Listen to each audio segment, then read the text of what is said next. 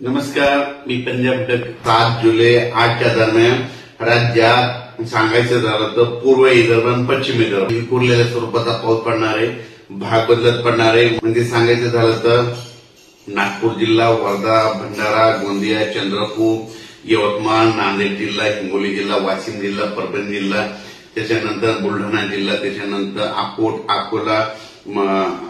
अकोला, त्याच्यानंतर जालना जिल्हा, जळगाव जामोद, त्याच्यानंतर धुळे नंदुरबार या भागामध्ये म्हणजे या पट्ट्यामध्ये म्हणजे 6 जुलै 7, 8, 9च्या दरम्यान विखुरलेल्या स्वरूपाचा पाऊस पडणार आहे. पाऊस येणार आहे पण विखुरलेला पडणार आहे. सर्वदूर पडणार नाही, मोठा पाऊस जास्त असणार नाही म्हणून हा अंदाज लक्षात येतं.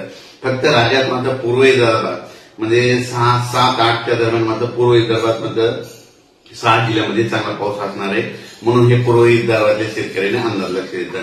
त्याच्यानंतर मराठवाड्यात सांगायचं झालं तर नांदेड जिल्हा, परभणी जिल्हा, हिंगोली, त्याच्यानंतर जालना जिल्हा,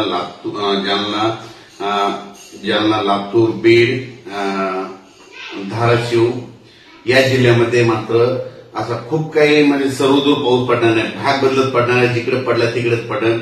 सर्वदूरची अपेक्षा सध्या तरी नाही म्हणून हे लक्षात येतं. तरी पण नांदेड जिल्ह्याला जरा थोडं जास्त मापमध्ये बराच भाग व्यापून घेणार आहे म्हणून ह्या 3 दिवसात बऱ्याच ठिकाणी नांदेड जिल्ह्यात देखील चांगला पाऊस असणार आहे. हिंगोली जिल्ह्यात देखील असणार आहे. वाशिम जिल्ह्यात देखील असणार आहे म्हणून हा अंदाज लक्षात येतो.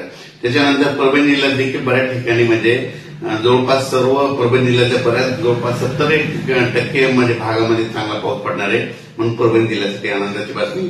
बीड जिल्ह्यात देखील बऱ्याच म्हणजे 50% भागामध्ये ही पाऊस म्हणजे 6, 7, 8चा पाऊस, 8, 9चा पाऊस असणार आहे म्हणून हे लक्षात येतं. त्याच्यानंतर सांगायचं झालं तर लातूर, सोलापूर आणि धाराशिव या भागामध्ये विखुरलेल्या स्वरूपात आहे. म्हणजे जास्त नाही, म्हणजे तिकडे म्हणजे कमी प्रमाणात राहणार आहे, भाग बदलत राहणार आहे. म्हणजे सांगायचं झालं तर राज्यामध्ये हा पाऊस फक्त पूर्व विदर्भ, पश्चिम विदर्भ म्हणजे तिकडल्या पट्ट्यातच जास्त आहे.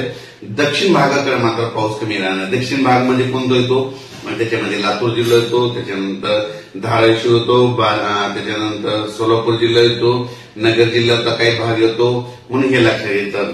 म्हणजे सांगलीचं तिकडला देखील भाग होतो. म्हणजे ह्या भागामध्ये जरा म्हणजे पावसाचं प्रमाण कमी राहणार आहे, विखुरलेलंच राहणार आहे. कुठंतरी म्हणजे उगा 25-30% पर्यंत भागामध्ये पाऊस असणार म्हणून हा लक्षात येतं. त्याच्यानंतर झालं तर कोकणपट्टी आणि घाटमाथ्यावर मात्र तिकडला पाऊस मात्र सर्वदूर सारखाच राहणार आहे. तेही पाऊस काही कमी होणार नाही. नाशिक जिल्ह्यातला पाऊस कायम राहणार आहे, कळवणचा राहणार आहे. धुळे नंदुरबार तिकडला देखील सरी तिकडल्या भागामध्ये चालू राहणार आहे. नगर जिल्ह्यात देखील संगमनेरच्या पलीकडल्या भागात सरी या 2, 3, 6, 7, 8 पर्यंत राहतील म्हणून हे लक्षात येतं. अचानक वातावरणात बदल झाला तर लगेच एक विषय दिला जाईल. धन्यवाद.